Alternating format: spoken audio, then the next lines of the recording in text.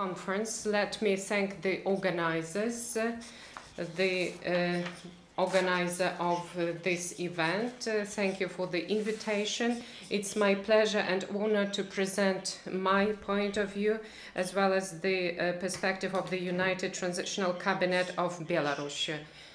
New Belarus, expectations versus reality. This is the topic of my speech. Right, let's visualize it a little bit.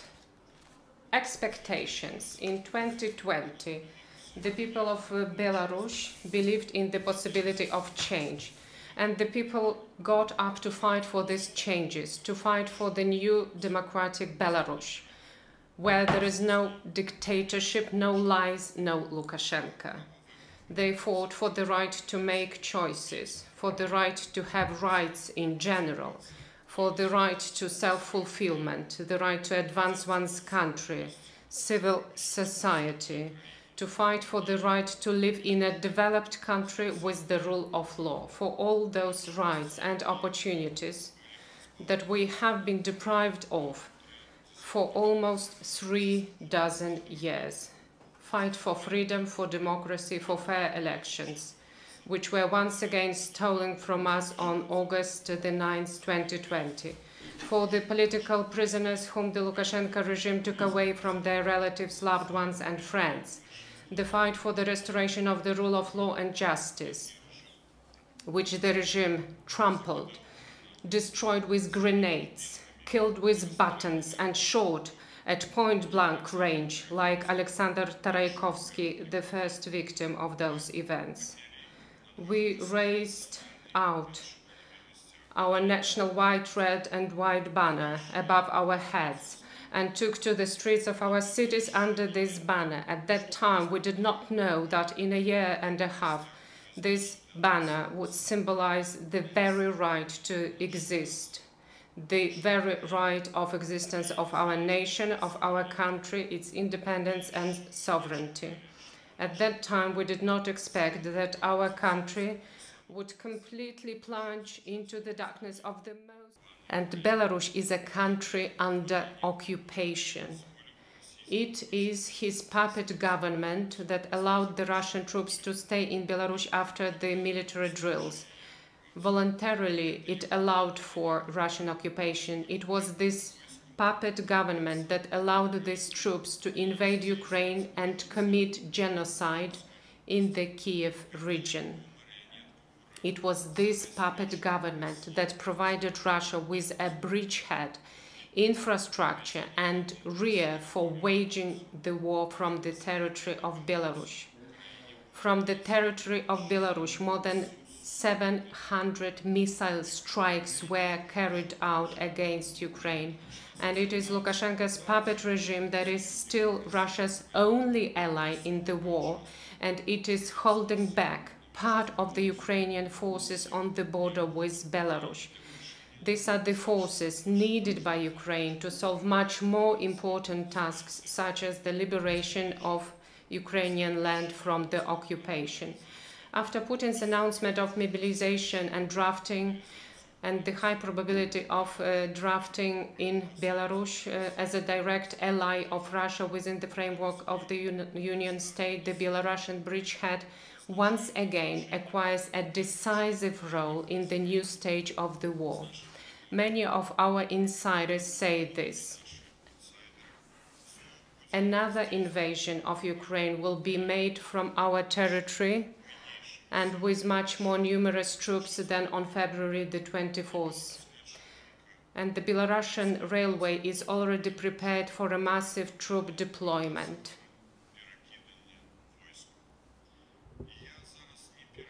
And I do not overestimate the role of Belarus in the war against Ukraine. I am fully convinced that without the help of Russian puppet Lukashenko, without the Belarusian bridgehead, the Kremlin would not have dared to start this war on the 24th of February 2020.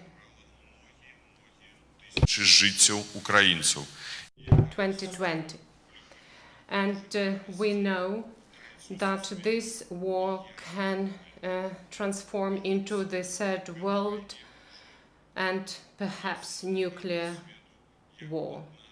Belarus has already been placed on the world map as one of the targets in this war. Back in June, Lukashenko's regime declared its readiness to deploy Russian nuclear weapons and Iskander missile systems in our country. Later, he also announced the modernization of Belarusian fighters and their readiness to carry such missiles. In such a war, the number of targets will be growing.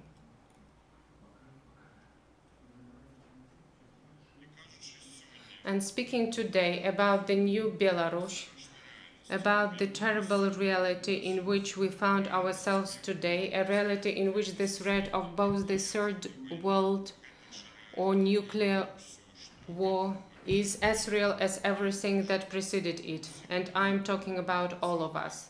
Tomorrow, we can all see this kind of picture outside the window, to which the policy of appeasement of the aggressors and the policy in which such countries as Belarus have long been considered Russia's sphere of influence lead to. The policy of half measures, the policy of not solving seemingly minor problems. Apparently, Lukashenko's regime was perceived by the world as such 2 years ago, always leads to much bigger problems. Can we change this reality? Yes, I believe so. But this requires a strong political will.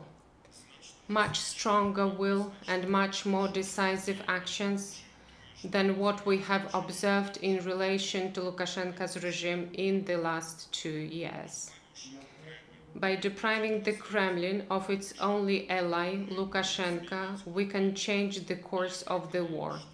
And I am convinced that the world is still able to make Lukashenko an offer that he will not be able to refuse. But a proposal has to be made from a position of strength, an ultimatum. What does it mean? It means the threat of all-encompassing total sanctions he has to face, full embargo, a complete shutdown of the entire financial system, the threat of actual shutdown of the country's economy if he continues his complicity in the war against Ukraine. This means that he has to be held liable under criminal justice, Lukashenko personally and his accomplices, if he does not fulfill the requirements under the ultimatum. This means the official international recognition of the United Transitional Cabinet of Belarus and support for its demands for the unconditional withdrawal of Russian troops from the territory of our country. I know that diplomats are going to discuss whether the government in exile has to be internationally recognized. It has to be done, otherwise we will see the picture that I showed a moment ago. Next, this means that Lukashenko will have to hand over power to the people of Belarus and the transitional government, which will not allow the new entry of Russian troops into Belarus and denounce all military and political alliances with Russia.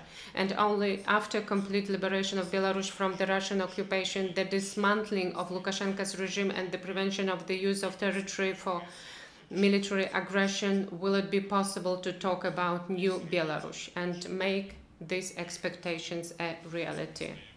And the question arises, is it time to act? My answer is, we have to act.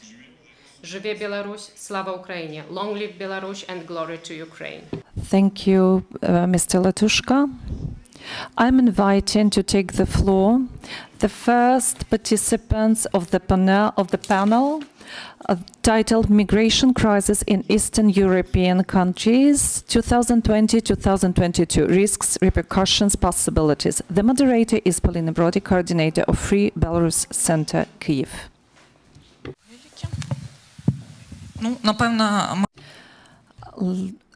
Okay, so let's invite all of the guests who are already here. I'm inviting to join the panel Mr. Artur Michalski, ambassador, the co-founder Alexey, the co-founder of Buy Help charity foundation, Alexey Leonchik, and the representative of and co-founder of HUMANOSH Foundation, Ms. Katarzyna Skopiec. We are also waiting for Ms. Jana Shostak. She's a representative of the Women's Civic Initiative, Partizanki. She's running a little bit late, so she'll join us when the discussion is on.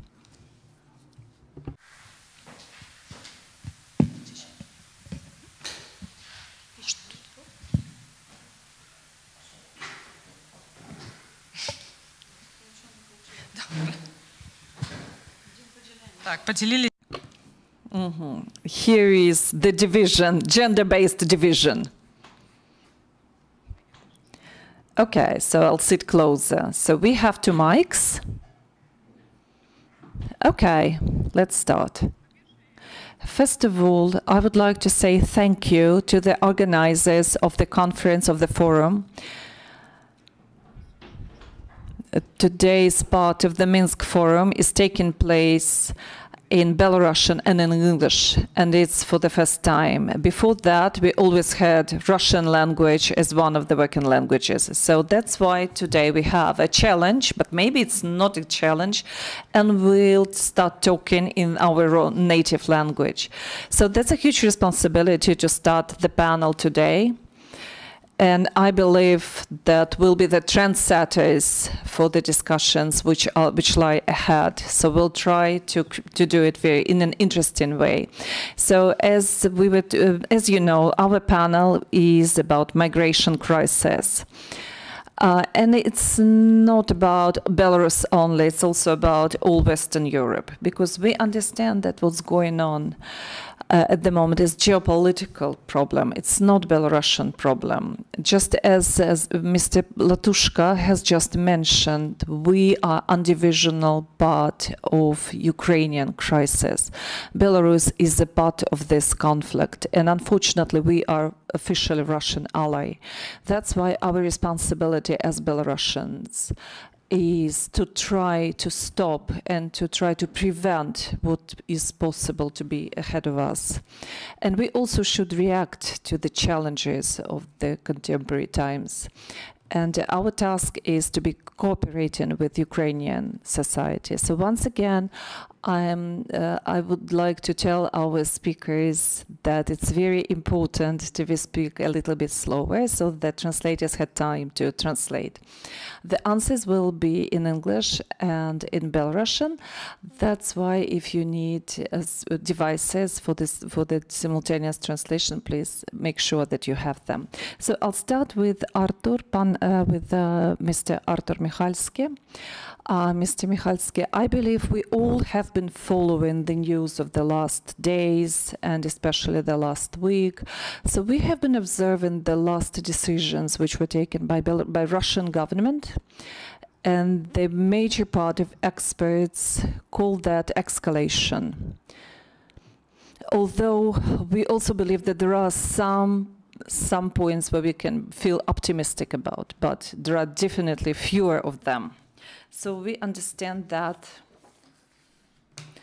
at the moment, the situation, the war situation is not getting better. We understand that the mobilization in Russia will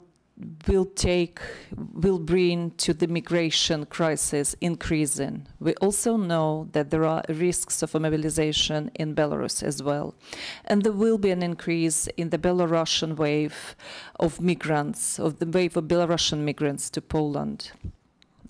When we believe that Poland, according to the official sources, was one of the mono countries in terms of nation in the last days. So if we believe the last survey, there are about 90% of the population of Poland were Poles. And the second minority was actually Belarusian minority. It was less than 1%. At the moment, we know that hundreds, thousands of Belarusians, if not even more, they have moved from Belarus to Poland. That's why I would like to ask you questions. What is the amount of Belarusians who moved to Poland starting 2020? How many visas were issued? And how does it influence the situation in the Polish society? How do the Polish government assess the risks or maybe positive impact of the migration movements from Belarus and from the Ukraine? Thank you very much for the invitation.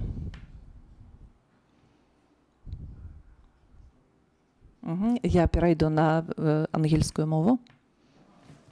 First, from the day one when everything happened in August 2020 and later on demonstrations, persecutions, we try to be extremely open to Belarusian people. The reason is, I think, obvious. This is deep understanding that we are neighbors, close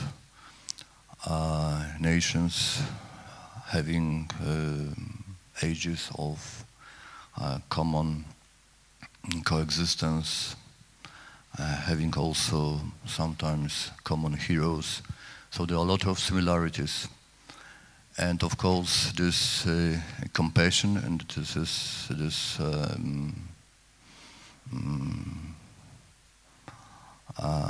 fundamental disagreement with this what is going in Belarus, it was like an imperative for us to be on your side and to open borders. And we remember this huge influx of people fleeing persecutions. Starting, I mean, this last 2 years, we issued 416,000, I think, visas. So we issued the number which is comparable to 1 year. I mean, before 2020, we issued 420,000, 30,000 visas. At that time, we had quite numerous staff, consular staff, in our 3 places, in Grodno, in Brest, and in Minsk, of course. But as you perfectly know,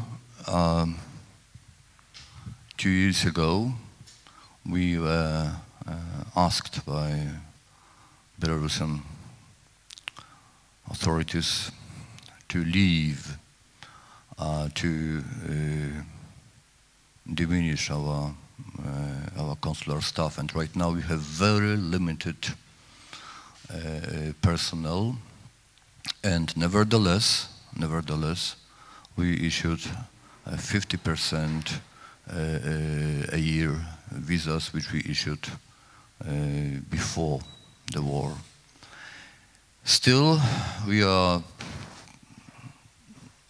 a country which of the EU which issues the largest number of visas, including humanitarian visas.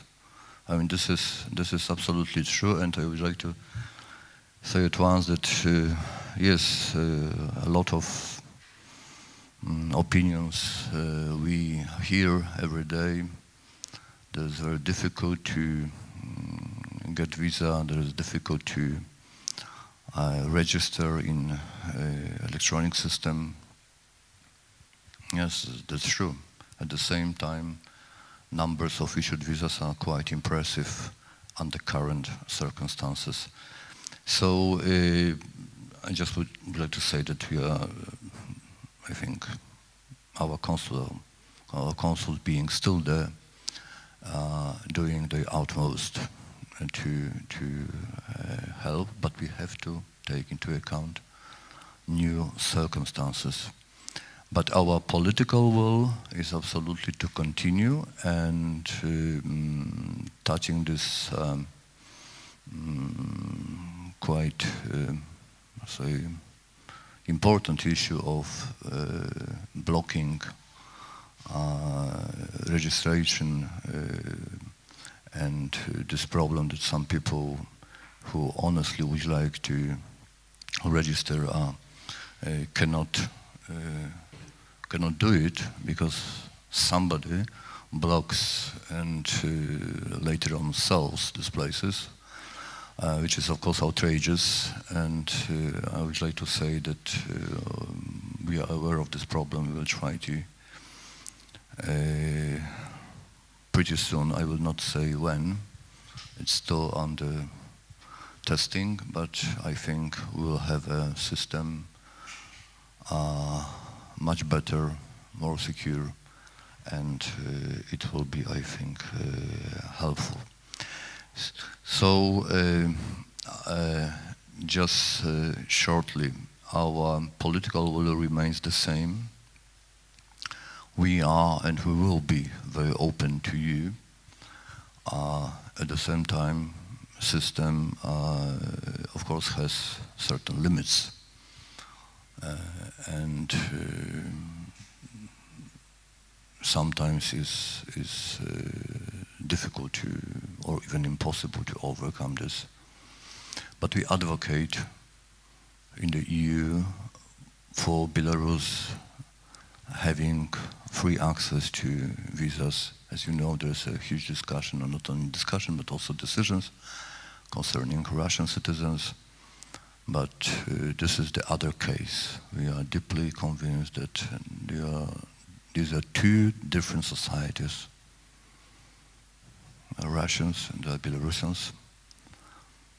And Belarusians proved their determination to be free. And we know that majority, despite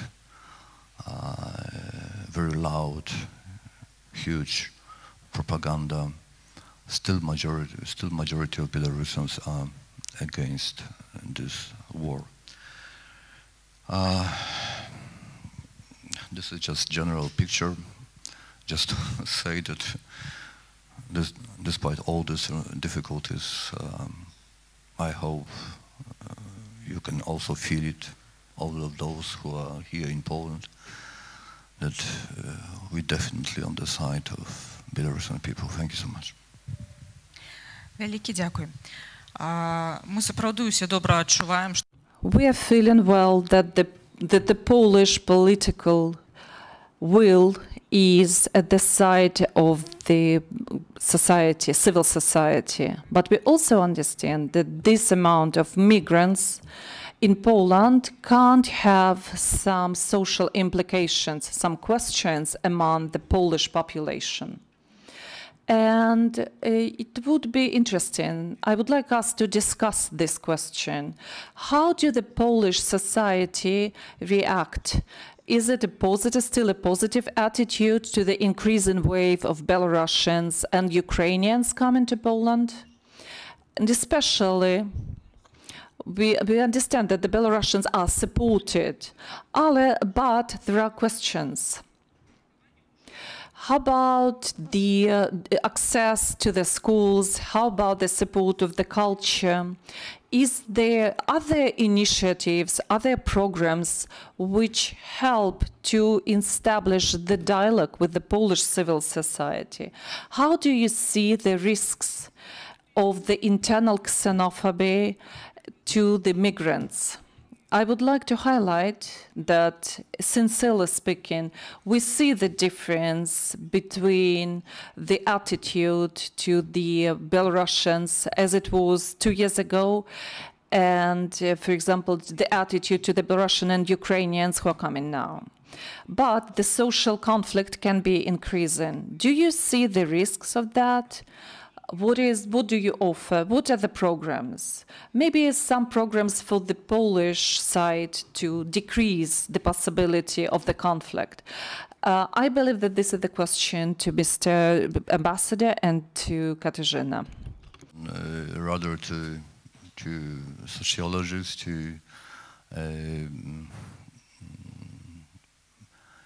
to explore mood in the society, public opinion in Poland.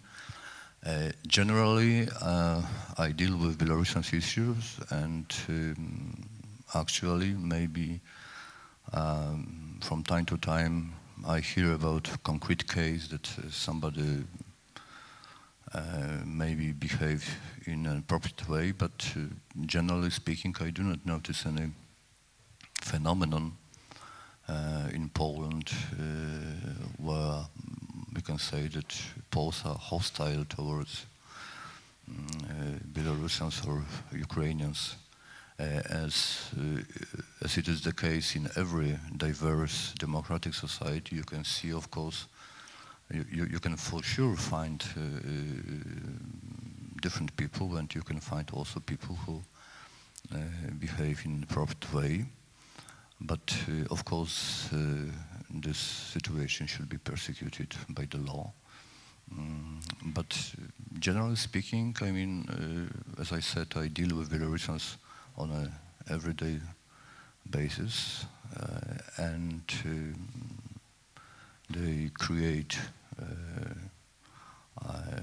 their communities, NGOs, different initiatives, and they work with Polish society, with local authorities, with the government, goes, I think, more or less very well. If you ask me about risks, I mean, everything is, of course, I mean, no, I do not see any serious risk, if you ask me this way. I mean, of course, you can always, as I said,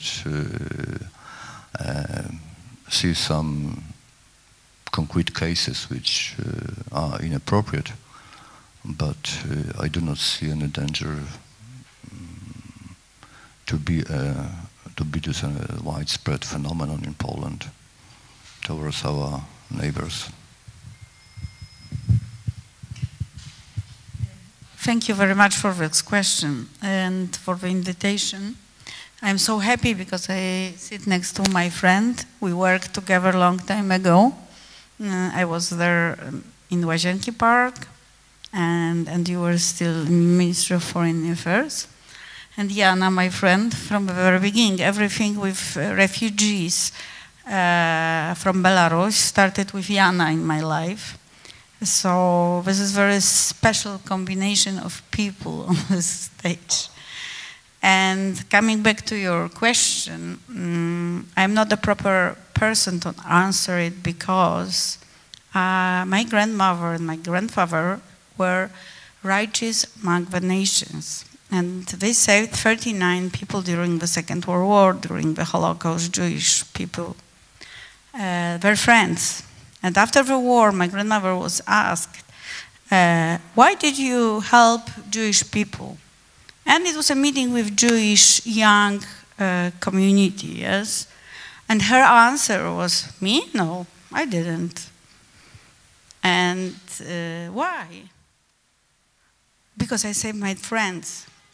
I don't care. I don't know how many Ukrainians and Belarusian refugees are in the shelters, which we have. Maybe Masha Makar, who is here managing, maybe she can answer you. But we help people. And I don't care, you know, I'm a small foundation. I'm a founder. My mother is another founder. The management board, we don't have a CEO, we have only management board members. We are one big family, and from the very beginning we helped Belarusians and then Ukrainians. But it was Masha who first in her Belarusian Mirny Dom hosted 18 Ukrainians. And she didn't ask, she just doubled the number of places. So this is how we act. Of course, if you ask me about the situation after the war, it is more complicated in some cases, yes. In the schools, because we hear from people that there are problems among Ukrainians and Belarusian children, and the teacher, they don't understand. But I think that everybody in the Warsaw city and others are working on it. So if we treat a person as a human being, we don't have this problem. And I don't care. I don't speak Ukrainian. I don't speak Belarusian. I speak a little bit poor Russian because it's still from my school. And you know, I was 18, so it was a long time ago. But I don't care. Just right now, we came back from Israel. And in Israel, we met Ukrainian, Belarusian, Israelis, and all those people. There are problems because if we treat a person as a human being, then we don't have a problem. And I try not to see it, and we try to solve the problems if they occur. But this is more done with our family, yes, HUMANOSH Mirny Dom family. We have 4 houses, 3 houses. We opened now the 3rd house in Warsaw. Today I rented a 4th house, so we will have 4 houses in Warsaw, 20 flats in Łódź, 200 people living locally with our neighbors near Gorlice in south. And only when I have to make a report to the authorities who lives in our houses, then I get the information who is Ukrainian and who is Belarusian. And this is it. Велике дякую. Jana, я хотела бы Jana, a question to you. You've spent a lot of time at the border between Poland and Ukraine, and you've seen those influxes of refugees from Ukraine and Belarus who fled their countries. What is the situation at the border? Do you have some updated information about that? What have you noticed? What challenges can be observed during these waves of refugee influx to Poland? What are the new emerging challenges and risks? Maybe there will be a larger influx of refugees. What do you think? What are the challenges? What could be improved? How can we prepare better for the next wave of refugees? Before I focus on Polish-Ukrainian border, let me emphasize that the Lukashenko's regime creates the refugee-related crisis at the Polish-Belarusian border. Unfortunately, media outlets are not covering these issues anymore, and we are tired of the topic, despite the fact that there is a huge fence, a huge wall built up. Still, people are trying to cross the border, breaking their arms and legs. As regards the Polish-Ukrainian border, we must say that since the 8th of March, we have the group which is called the World's Steward, and we have disseminated information to begin with, trying to assist those who arrive at the border because there was a chaos, they didn't know what to do. In addition, we also discuss important issues. We say that there are many Belarusians among us, that Belarusians are not Lukashenko's supporters, We're not identical with Lukashenko, and we want to change our future. 150,000 people or so have been informed about our position and about next steps. We focused on the most difficult cases together with Katarzyna and HUMANOSH Foundation. And we assisted people, helped them, redirected them, referred them, and many NGOs, and also the government and local authorities, whenever they try to help, they do. And we all consider long-term approaches and offering long-term solutions in terms of education, for example, and how can us, the hosts, assist people to become new citizens of this country, and how can hosts turn into real citizens. And the first contact with people at the border, we are not thinking about that. This is not on our minds anymore, this first encounter.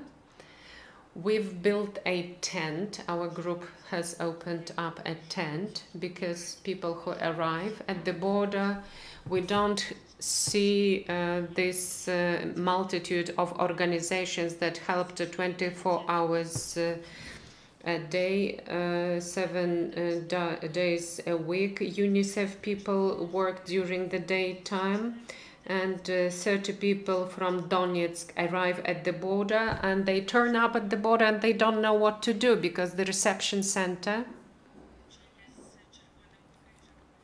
and Red Cross is 20 kilometers away from the border, so they have no information. That's why we opened a tent. During this week, around 100 people received assistance and information. So this shows the absurdness of the situation. And 100,000 people were assisted, and 20 kilometers away from the border, there are 12 NGOs and organizations and reception centers that is managed by the Red Cross organization. But they don't want to hear that people cross the border and they have no idea how to get to this reception center. They have no information. So this is a humanitarian crisis. And when we look at the fact that 100 people a week can be helped, it's a lot. If one person dies of cold, it is a tragedy. We have to fight for every human being. The situation is not regulated at this particular moment. 3 groups: informal groups, NGO and funds, this sector, and official representatives from the voivodeship, local authorities. So these are 3 groups, and there is no real dialogue between them. So we have to have concerted efforts, and everyone is waiting for real dialogue, constructive dialogue, which could help us make small steps. So someone crosses the border and gets information, otherwise he or she doesn't know where to go. And the number of these people crossing the border is going to increase, and our tent is not going to afford everyone assistance and accommodate everyone. Apart from that, let us not forget about other minorities and other problems and challenges. Ukrainian Roma people, for example, who are simply sitting at the railway stations, and mothers with children are not allowed into the mother and child sector just because the voivod, the governor of the province, decided that they can spend their time in the corridors on outside. So there are huge problems, a lot of them. And in 2021, when I was in the Senate and I was crying loud, shouting about the hotline that has to be introduced, and it has to be accessible to people who, for example, contact the border guards in Poland, and border guards speak no Belarusian. There shall be a phone number put up so that people can see the phone number and can call the hotline in 2021. Me personally and our initiative, our movement focused on small things. Do you remember? During the pandemic, if you had a humanitarian visa, you could arrive at the border and say, I have no place for a quarantine for the lockdown, and they had to offer you a flat to spend your quarantine there. And in some of the border guard entities, they didn't know they could do that, and other people didn't know who to call. There were a lot of rows, arguments, and 150 people received help to spend their quarantine during the COVID pandemic. It could be done easily with a movement of your arm, as we say. So it means that small steps can solve issues. And it needs understanding of the migration policy on the territory of Poland, and there is no good understanding of this policy at the moment. A very practical attitude and view of the situation. Есть позитивные, конечно, моменты. There are also positive moments. No doubt, we are very grateful for the new regulations, for the new laws for the Belarusians who left Ukraine after the war broke out in Ukraine. And they are actually about facilitating, about easing the adaptation of the Belarusians in Poland. So, but however, we have a very difficult situation on the border between Ukraine and Poland. We know that there are consulates in Lvov, for example, and the consulates in Lviv, they issue visas to Belarusians and sometimes even to the Ukrainian citizens. As we know, to the citizens who are under 11, they must have visas, if I am not mistaken. But we see that depending on the place where the border is crossed, it's kind of a different approach. There are some points where it's required, the visa is required, but sometimes in other crossings, the visa is not required for the Belarusian citizens. So could you possibly clarify, could you possibly give us the details?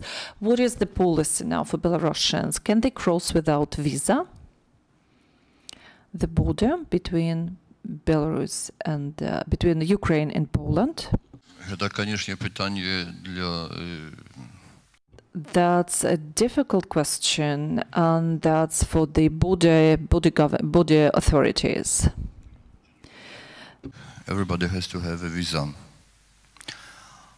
when he approaches border post. But at the same time, there is a regulation that in concrete cases, if there is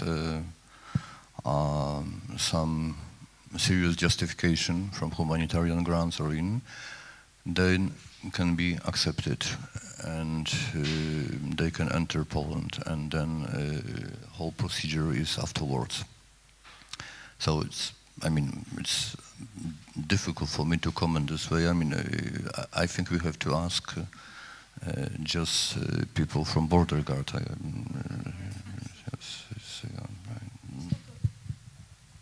Добре. Я б хотіла поглядіти насамрэч. I would like to have a look at the situation of the refugee crisis from a different angle. So refugee has a negative meaning for some of us. Is it really that bad? Does it mean something bad for the countries which accept refugees? So I have a question to Mr. Alexey Leonchik. Is there a positive side for the countries that accept Belarusians, for example, at the moment? We know that in Poland, the last years, there was negative number between the people who were leaving and people who were coming to Poland. That means that more people were leaving than coming to Poland. So what is happening now? What is the workforce landscape? Alexey, I also know that you are a citizen of the United Kingdom. So what is the situation in the United Kingdom? How about Belarusians in the UK? We understand that there are more and more Belarusians all over Europe in different countries. So do they change the economic situation, the economic landscape in the countries they go to?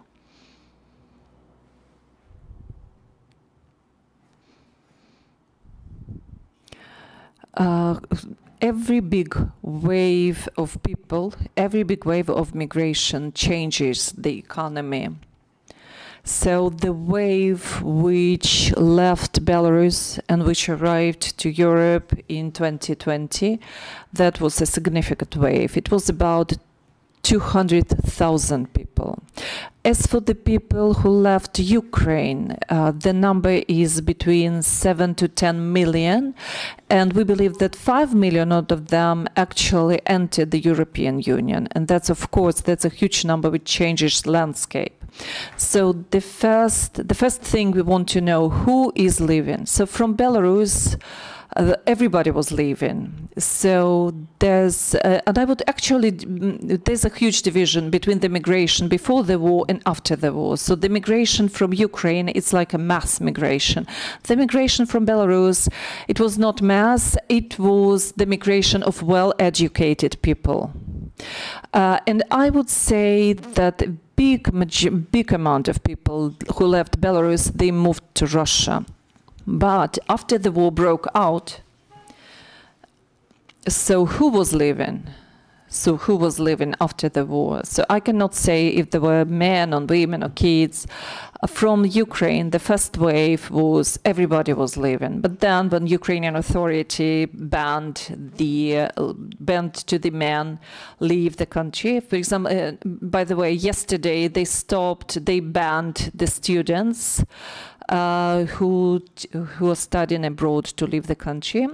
So in Belarusian migration is a little bit different. So from Belarus, those were well-educated people, they're very different.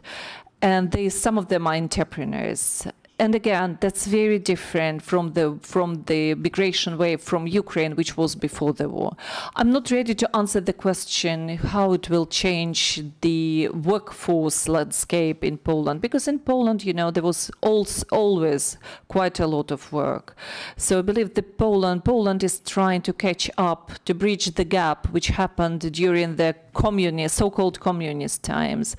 That's why in Poland there's a lot of opportunities to work. Poland has the great aim to reach the level of Germany, and we observe 30 years of growth in Poland. That's why there are more work in Poland, that there are people who want to work. And I don't think that the situation will change. But we'll see, of course. So from the economic point of view, the waves of migration from Belarus and Ukraine, it's actually very positive for any country which accepts the waves. So the same with Moldova, Russia, Armenia, Georgia. what we know, these countries, they have very liberal work policy. If we are talking about Armenia, Georgia, and Russia. So we also know that in Poland, Poland is much more liberal in workforce if you're coming with humanitarian visa. So we call it, and that's very different in other countries of European Union. As I call it, it's not economy, it's psychiatry. So the policy we are observing, it didn't start in 2020. It was the law of 1995, which was promulgated in Poland. And Poland is the easiest country to get the work visa to. So I don't think that Belarusian, Polish, and that Belarusian and Ukrainian migrants will create some kind of workforce crisis, and the Polish people will get aggressive to the workers from Belarus and Ukraine. Yes, there are cases when something ugly may happen, but that's just some particular cases. And I don't believe that it will change any landscape, any workforce landscape. That's all the Belarusian immigration is just a fraction. So Poland took the biggest part, the biggest share of the refugees from Belarus. And economically speaking, it's a good thing. Mm-hmm. For example, what we know is that ZTM left, actually allowed Ukrainians to travel for free, but afterwards they got more clients, they got more Ukrainian clients. So what the changes will be they be social, will they be economic? It all depends on the fact how many peoples will leave Poland after it all finishes. Again, the Polish employment system is pretty much the same.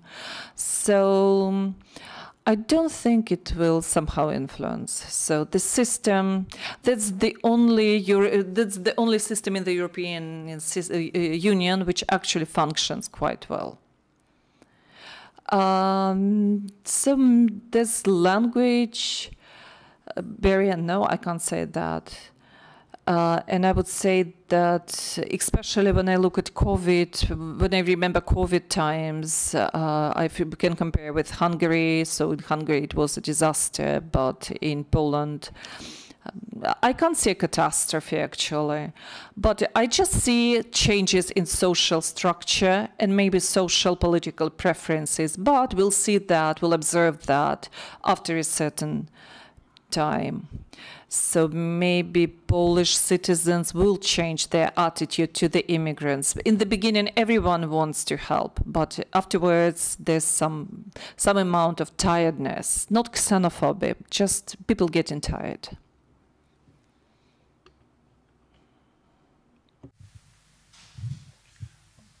I think it's a very reasonable approach.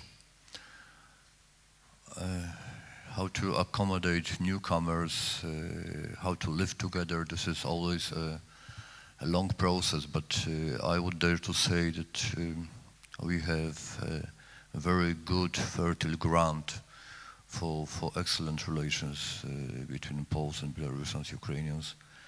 At least by now, the social phenomenon is, I think, extremely positive. And if we go this way, if you, of course, step by step, will be solving some problems you mentioned, because, of course, problems should be addressed. But this is a little bit different perspective. If you see the whole picture, which is positive, and you try to, in a methodical way, step by step, solve concrete problems, also bearing in mind that it takes time, and also bearing in mind that we have a lot of other problems, as you perfectly know. So some kind of patience is also very much needed. But I think that, once again, I mean, working together for 4 years already, very closely with Belarusian people, absolutely majority of Belarusian people I met, they are friendly, they are open to us, and I can see the same here on our side. So this is a general picture, once again. This is a general picture because always, as I mentioned, always something can happen. From economical point of view, I think it will be beneficial. We remember those years in the 90s where many Poles went farther to the west, emigrated. Some of them started their new life over there, and their links to Poland have been weakened. Some of them still live there, but still have very strong links. And also those who came back. So I think this is absolutely natural process. In this sense, I think Poles already remembering those waves of immigration when we emigrated. I think this also helped us to approach in a positive way our neighbors who are coming to us right now. I want to add, we have common roots, like you said, and it's very important, you know, when you look at our names and the places of birth of Polish people, you know. My grandmother was born in the current Ukraine and my grandfather in Belarus. And okay, they were Polish, but still we have family there and we have common roots, which is very helpful. And what's very important, and I think that I would recommend it highly to all organizations. Jana does it on every day. But in my foundation, I try to calculate right now. The Belarusians are already employees of a foundation, hired by a foundation formally to help others. I think that I have 7 employees from Belarus and already few from Ukrainian. So also it helps because very few from Poland, I think 2 only, in 30 people group. The same is with those, because my foundation is also helping with medical help. We transported 2,000 people from Belarus, from Ukraine, sorry for this mistake, by Belarusian drivers, even men, because we managed to get them visas. And Sergei Dilevsky, for example, everybody knows him here. He's going there every week with medical help as a driver. Masha also was in Kyiv. So we try to involve everyone who went of a process of accommodation here just to work with us. Sarah is here just joining us as a very important person in foundation. So I think that this is extremely important because we don't differ who is from where we are. We just try to help, and that's it.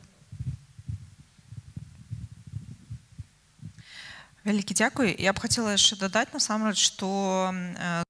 Thank you so much. I'd like to add that according to official data, as of today, people from Belarus that have permanent residence are 55%, which is more than half, 50% of economically active people at the age of 20 up to 39 at this point, among those who have permanent residence, and 17% of permanent residence holders among the migrants are also those from Belarus who hold residence permit under the age of 17.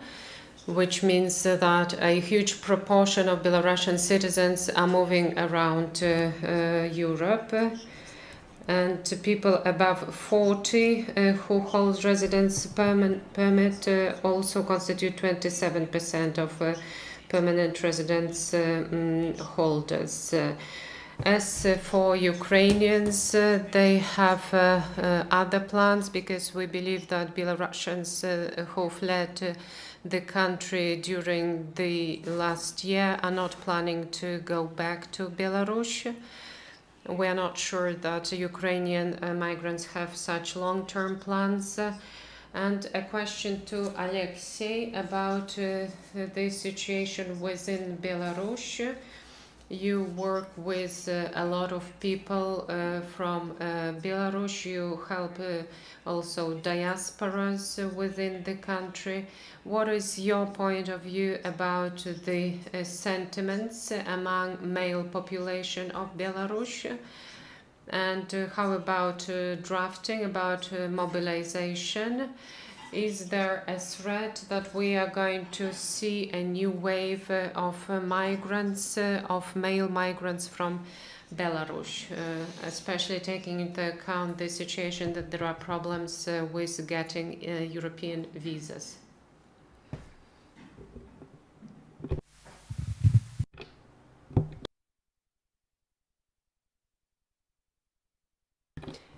A very good question, an excellent question. Right. So as regards migration, this migration has never stopped. This is a constant wave of migration, because whether you participated in protests or not, even those who did not take to the streets, but they are friends of those who took to the streets, so they can be apprehended. For example, Tajik residents are taken to Borovaya, New Borovaya, to take part in construction works and so on. Right, so raids, closing down companies, whether the manager participated in rallies or not. There are no money in the government, so instead of creating conditions for business to develop, they just snatch money from business people. So like in Moscow in the 90s and Turkmenistan or Korea, this might sound as a joke, but it is not funny. And I'm cynical, I'm being cynical, and it's not funny. People are fleeing the country. Some people are even flying to Russia. They are re-registering their phone numbers and banking accounts because the country is huge, and they are fleeing Belarus in any direction. In Turkey, for example, where you have 90 million people and you can get lost among the crowd, you want to disappear.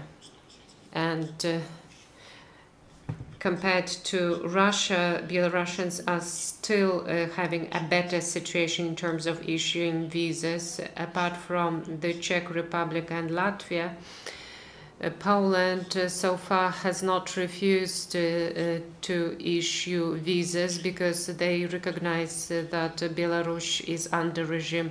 The Czech Republic and Latvia are a mental case, let's say. It's a joke again. 50% is the migrant potential. So everyone who is not too old potentially can flee the country. The next question, mobilization and drafting to the army.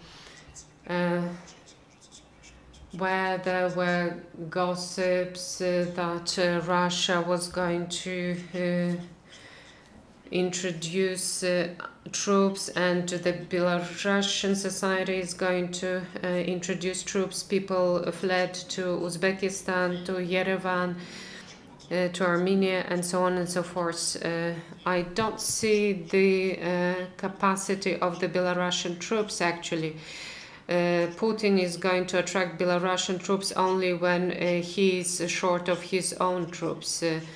So I believe that the situation is more or less safe at the moment. There are going to be no Belarusian troops involved in the war. I don't see it within the upcoming few months. When people were saying in March that soldiers are going to be drafted, I was afraid at first. So I believe Putin is first going to draft his own people, and only then he's going to involve the Belarusian troops. So in Ukraine, we are going to see the situation, and we are going to follow the situation, whether it aggravates or not. So if you take to the streets, take your backpack with you just because you took to the streets, and you can be detained. In the past, and I like a systemic approach, in the past we said that there was a register that you detain someone, you took his or her picture, you linked him or her to other acquaintances, you downloaded pictures from the mobile phones, and you recognize faces. So by face recognition, they can hold someone liable whether he participated in rallies or not. And in Ukraine, no one is safe as well. And on the other hand, I don't think you have to buy a ticket and flee the country at the moment, because there is going to be no mobilization at the moment. Jana. A question to you. You represent the volunteering initiative. For more than 2 years, you have been active in Poland, and you have been assisting Belarus. What has changed in this period? Do you think humanitarian help is necessary as regards Belarusians, or maybe we should more focus on assisting people in education, accommodation, and other issues?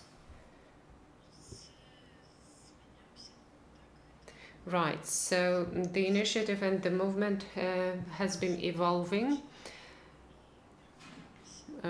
So first we could see that a lot of organizations were set up, and there were funds established, and the organizations are supporting us as regards Poland.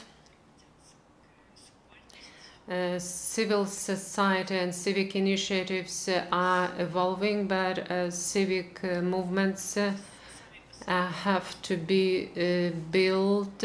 Sometimes these are groups of volunteers, and you should raise awareness so that people realize that they can be responsible citizens, and the way they can help others. You have to raise awareness. There is a need to help people. It is still an urgent need.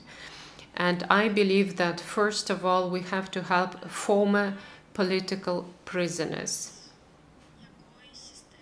We don't have a systemic policy of granting assistance to former political prisoners.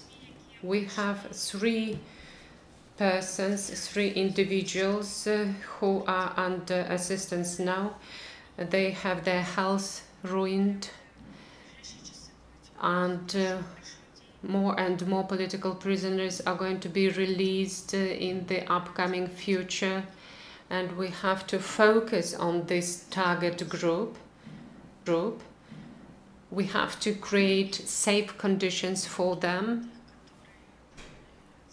for those who were released and who went through nightmare in prisons and detention centers. Now, as regards education, we have to focus on it too, not only Poland, the Polish party. We have to assist people as part of education process. For example, someone goes to school on the 1st of September.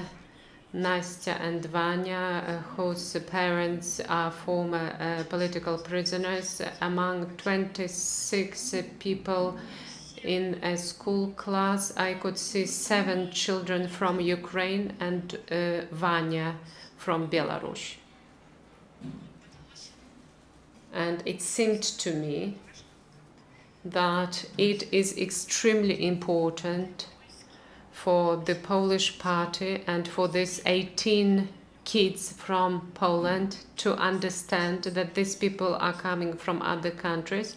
And for example, once a month, they could be offered classes about Ukraine, about Belarus, so that Polish kids understand that. They have to have this knowledge about that, especially among smaller children. Younger children at this simple level can face challenges. They don't know how to express themselves. They don't know what it is a political prisoner. That, for example, a child from Belarus wants to say that my dad is a political prisoner, and he doesn't want a Polish child to think that these are criminals. So Polish children have to be educated about basic things. What is Belarus about? What is the situation in Ukraine? What is the reality at this particular moment? Maybe we have to initiate it.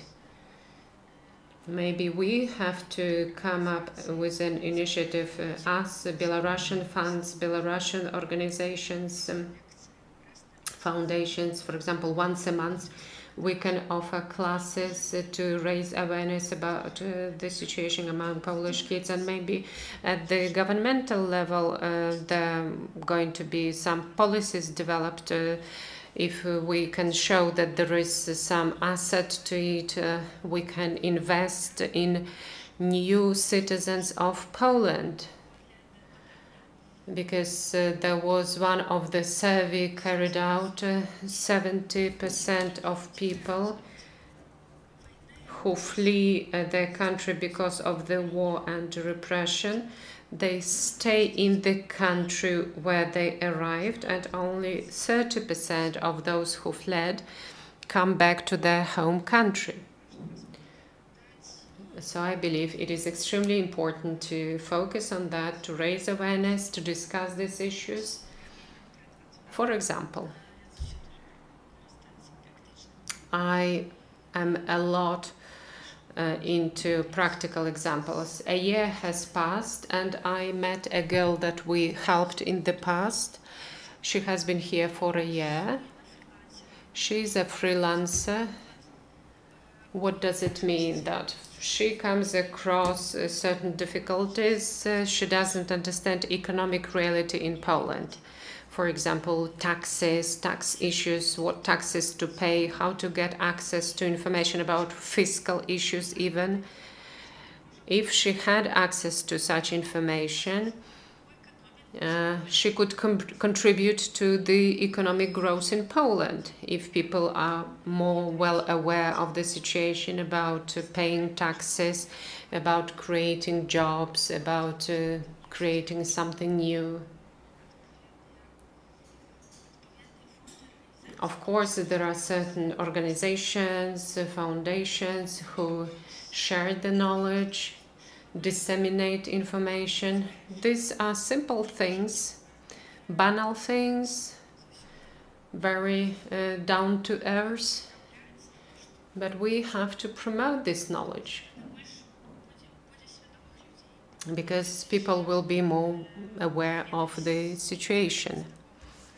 And also one of the fundamental things is to know your rights, what can be done and what you do not do. When you are guests here, in the beginning you were critical about the Polish, Belarusian and Ukrainian Polish border. For 12 years I have been living here, so my mindset has changed. I have the right to be critical. And I can have the feeling of what democracy is about, that you have to focus on pros and cons and you say what is right, what is wrong. And when you arrive here, I can see this tendency that someone has just arrived and this person is still a guest and he or she sees something wrong. in late 2020, for example, when in the camps for refugees there were very bad sanitary conditions. It was very difficult to hear what is really the situation is about, because refugees are grateful for what they have been given. They don't know their rights, and they were very concerned. They didn't know whether they can frankly say about what was wrong. And we have to educate people, because they are guests, they are really grateful, but they have their own rights. And that's why we must build something together. We must be more conscious. We must be more citizen-like. We must understand how it works even in a relatively democratic country. That's also important for our future in the new Belarus. Unless we start educating ourselves here, who will build the new Belarus, like real democratic country?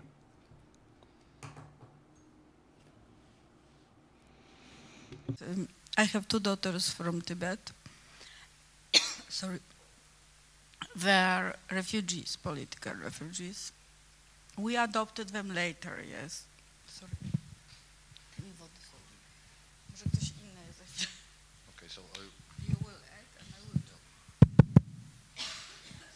Конечно, edukacyjne pytanie to bardzo ważne i dla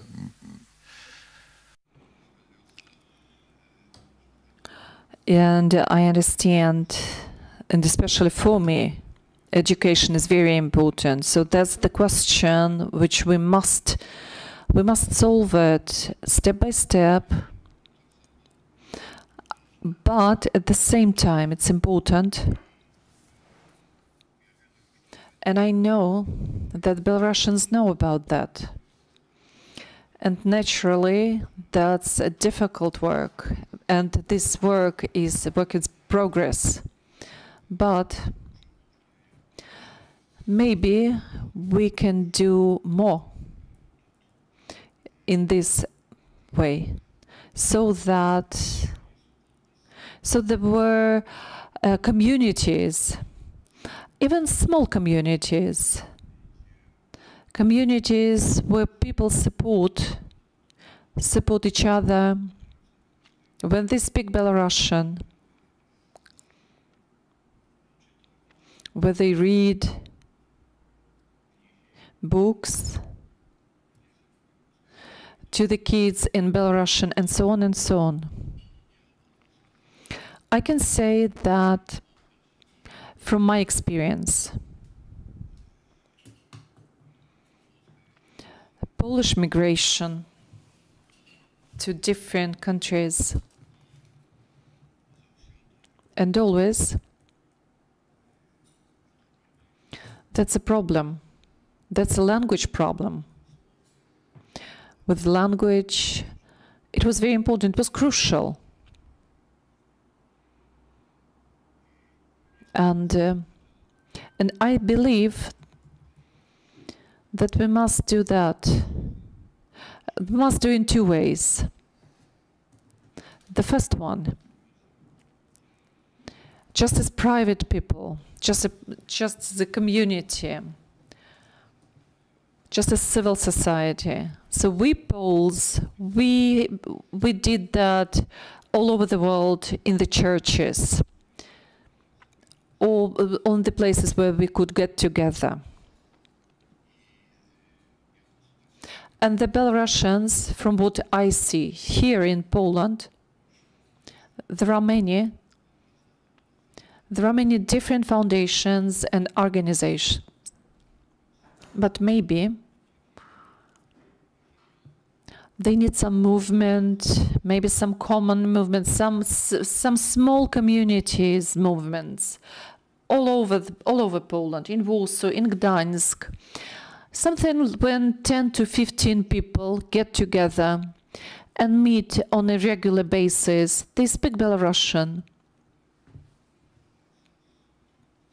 And they teach their kids the language.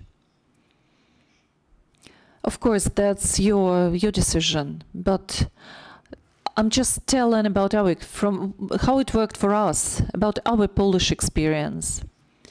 And that was very important for us, and that's actually worked.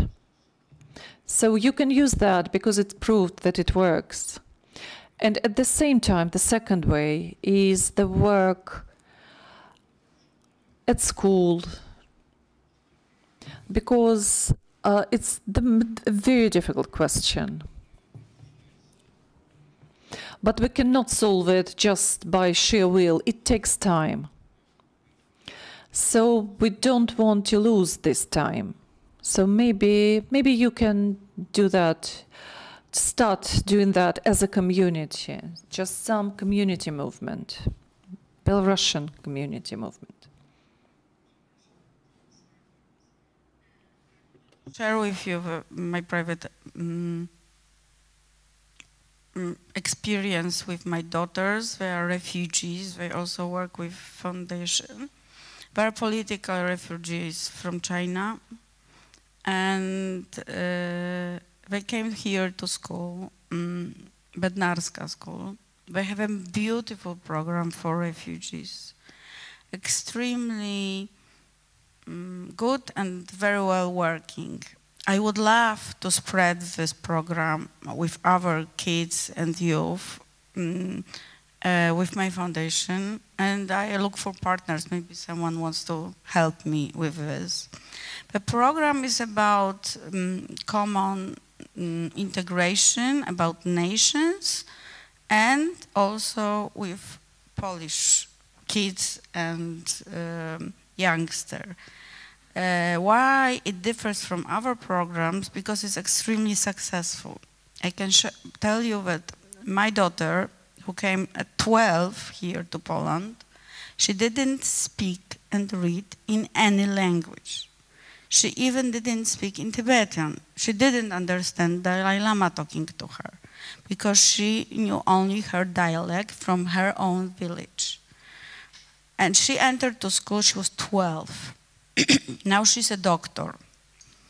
She studied in Ukraine because she wasn't accepted in Poland for the medical studies. She had too low results. So on the way she learned Ukrainian. Now she's helping us with patients in Ukraine, and she's a doctor, yes. Her daughter also came when she was 9, she was a little bit younger. And now she's in medical school, also in Ukraine, because her grades were too low. She's studying online. And her cousin studied in Łódź Film School, and she received an international award for a movie she made, yes? And they came, they didn't speak any language. They didn't know how to pee. They didn't want to how to use the bathroom. They didn't know that you wear underwear. This is because they don't use it there, yes? And they went through this school with a program which is called Multiculti, yes? I know that there is a lot of programs, but this is really successful because their cousins who went to Belgium and to France, they are not doctors. They are working as waitresses in Chinese restaurants because they earn more money there, yes? Nobody explained them that you should wait a little bit, go to school, study, learn languages, not only Belarusian. Of course, you are right, because they also studied Tibetan here in Poland, yes? We managed to find them a guy who spoke good Tibetan, yes, which wasn't easy. But this is an excellent program, and education is the most important thing. And this is what HUMANOSH started with, yes? With education. If you are education, you will earn your money, you will help your family, you will help your community. And it's extremely, extremely important. And they also had Chinese friends in class. And when they met Dalai Lama, he asked him, do you meet Chinese on a daily basis? And they were afraid to say to him yes. But he said, it's good, you should. A human being is a human being. We speak all the day today about Ukrainians and Belarusian, but in Warsaw we have Russian people. I meet them on a daily basis. And these kids in the schools will too. Because, you know, so we have to teach them, as Jana said, with some organization, maybe us, maybe whoever wants, just to, you know, in Germany you have more Russians and Belarusians and Ukrainians, so you have a problem probably is bigger. In Poland it's, I don't know how big is the Russian community, but we were here, yes, and yes, there are here, and there will be more, yes, because also Russian people emigrate.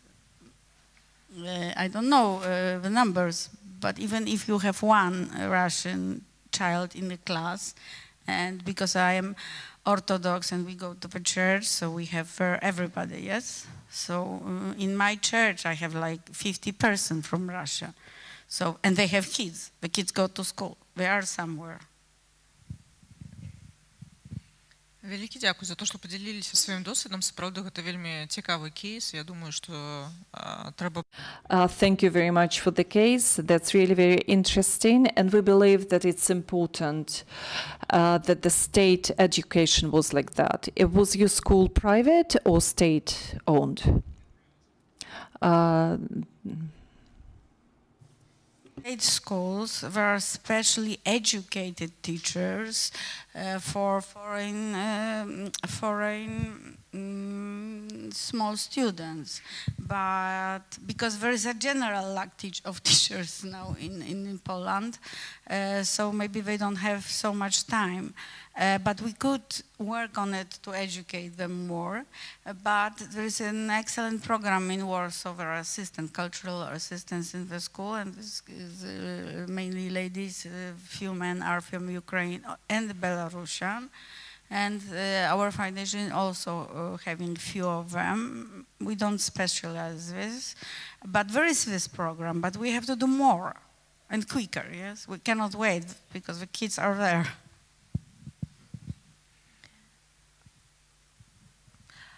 Так, у нас So we have about 15 minutes till the end, and I would like to ask, maybe someone has questions among our guests. Do you have questions? We don't have any questions at the moment. So, do we? Do you want to make a comment? Wait a second.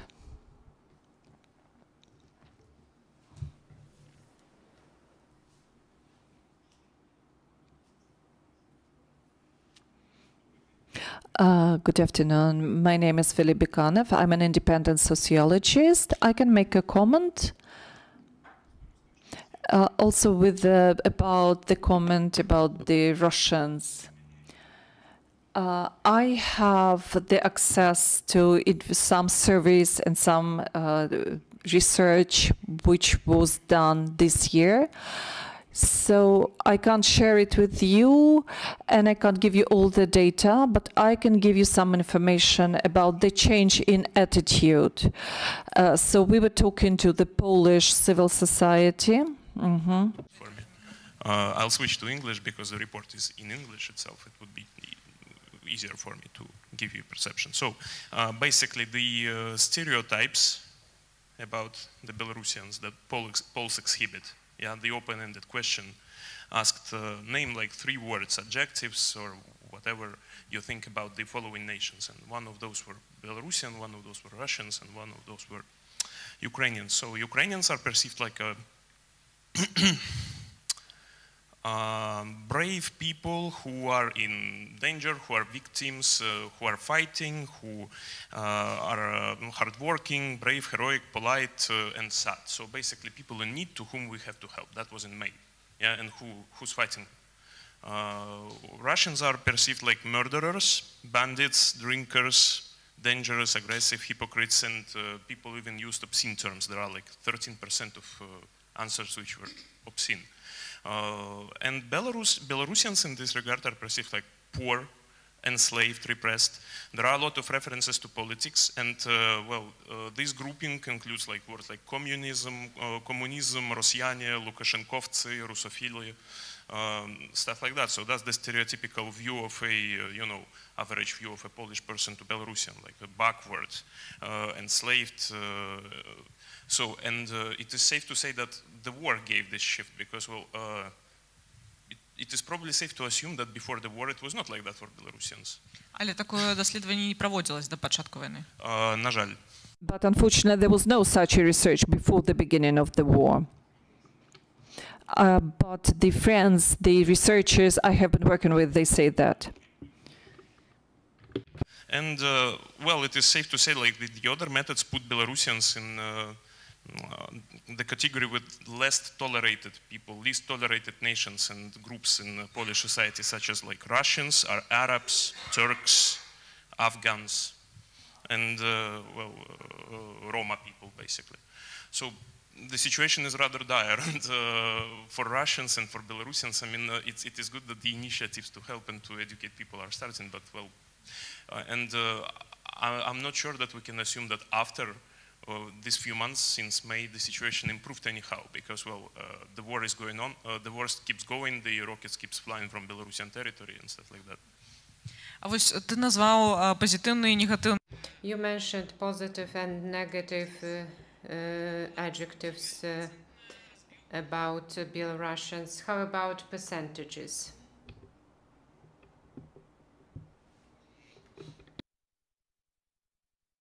It's like, just a second, give me one. The index, if we, I'll just say like 33% is negative and 21% is positive. So the index is -12, and that's the fourth worst index. The worst is the Russians, it's 42, -42. Well, nobody thinks positively, literally like 10% positive adjectives for Russians.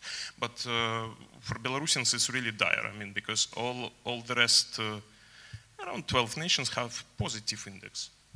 So it's bad. Вельми цікаво. Very interesting. I understand, and it's clear that the war changed attitude towards Belarusians, both men and women. It could be seen, for example, in such a situation, let me say I have contacts with media outlets in Poland, and a lot of representatives of the media and representatives of social media contacted me starting with the beginning of the war, so that I can disseminate information at schools, kindergartens, people who are being fired, for example, not only those who arrived after events 2020, but those who have been working here for 5-7 years. They are facing discrimination again, or bank accounts are not opened for them. Only 1 or 2 banks open bank accounts for non-residents from these countries. Maybe there are more banks of that now, but still there is discrimination in this regard, and some insurance companies do not want to offer insurance to Belarusians or Russians. So there are instances of discrimination, and I try to respond to these people and say, let us prove that we are helping people, that we help our sisters and brothers from Ukraine.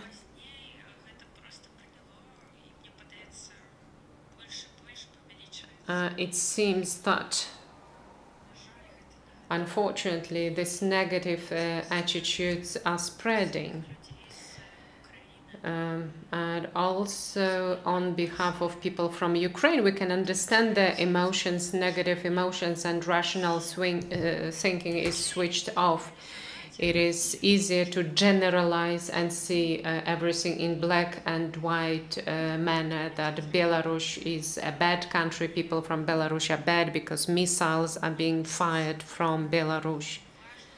I believe it is extremely important to disseminate information in this context again, and we have to be open about this, and we have to support people from Belarus who need support. When we worked at the border and we disseminated flyers and brochures about the hotline for people from Ukraine, and there were posters printed and on the first page of the flyer and the poster it was written free Belarusian help to Ukrainians, and those posters were often removed.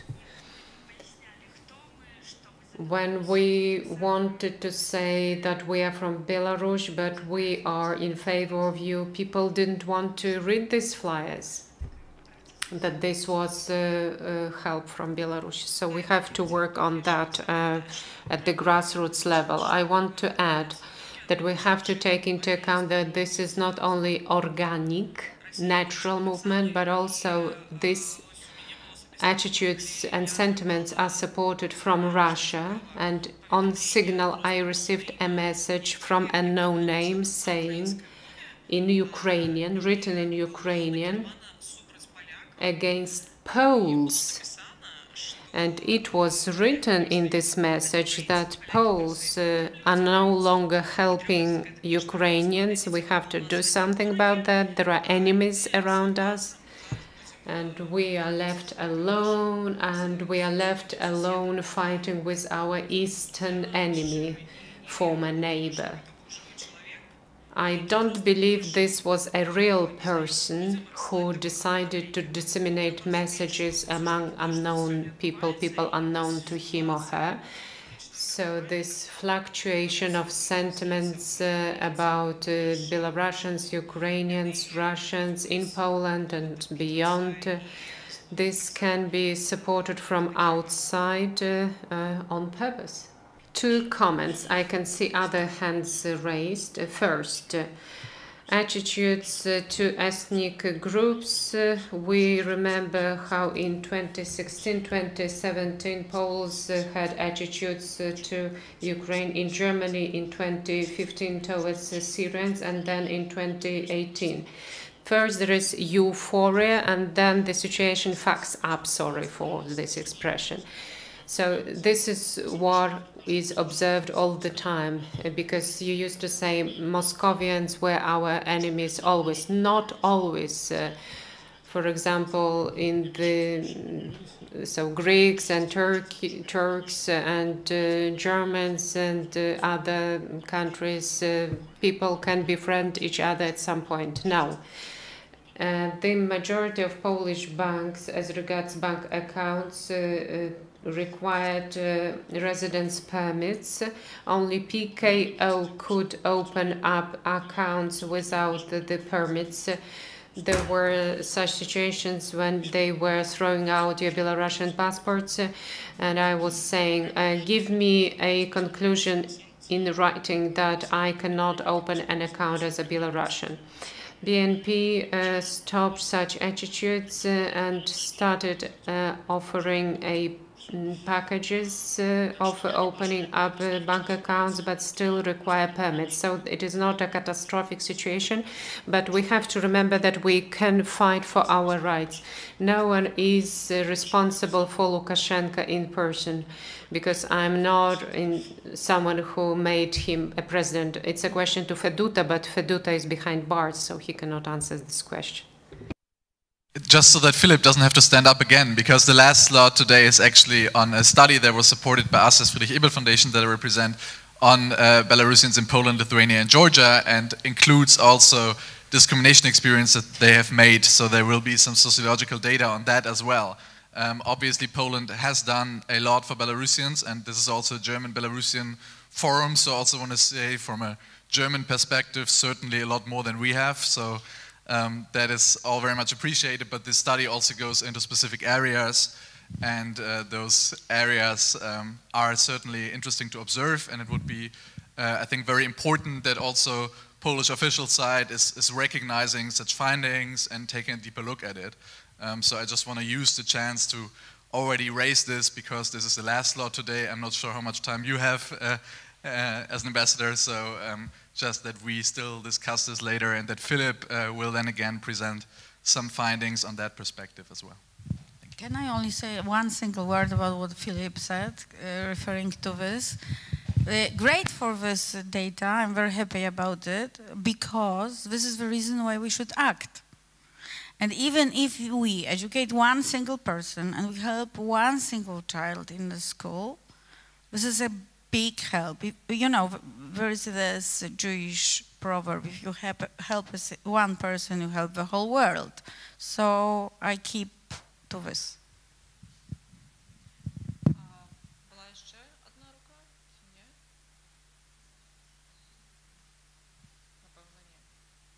So I can invite everyone who wants to help me with education in Polish schools.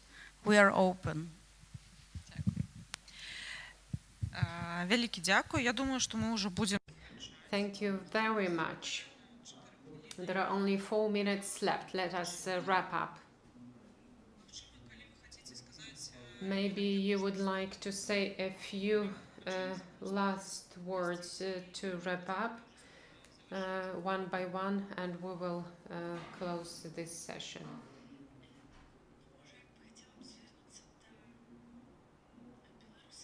I would like to address Belarusians who are residing in Poland and other European countries. Please join us in our activities, initiatives on the territory of other countries, host countries, to show that we, female and male Belarusians, we do exist.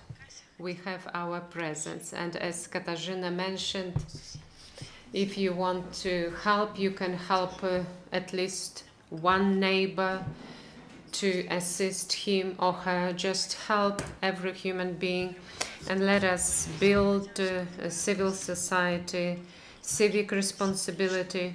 It's not only about a symbolic level to be together, but we have to be real and help each other. What I wanted to say, but even if we help one person, we will help the whole world.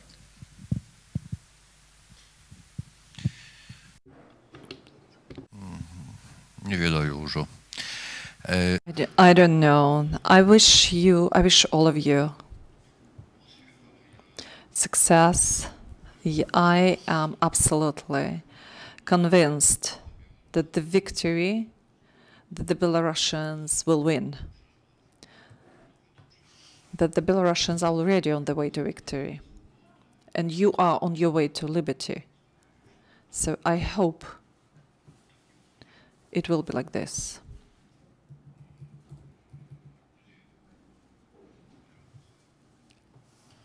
And there will be the victory of the freedom. And I also hope that all the people who are in exile in Poland, you'll find your home here. And when the time comes to go back to Belarus,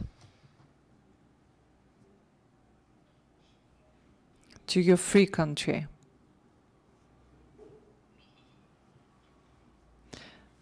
many things depend on you, and thank you for the invitation. I just think that everything will be fine. And that we need to start with ourselves, and we need to think that we shall stop thinking about too much about global things, and we should do stuff step by step.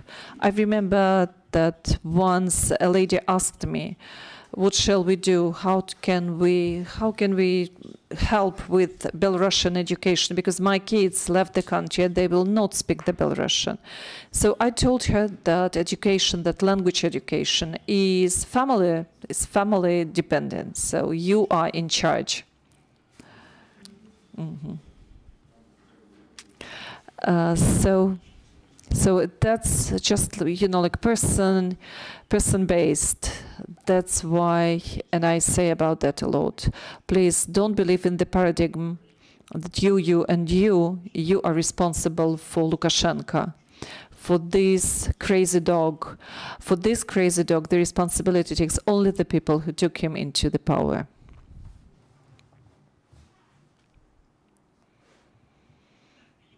Thank you so much. Thank you to our panelists.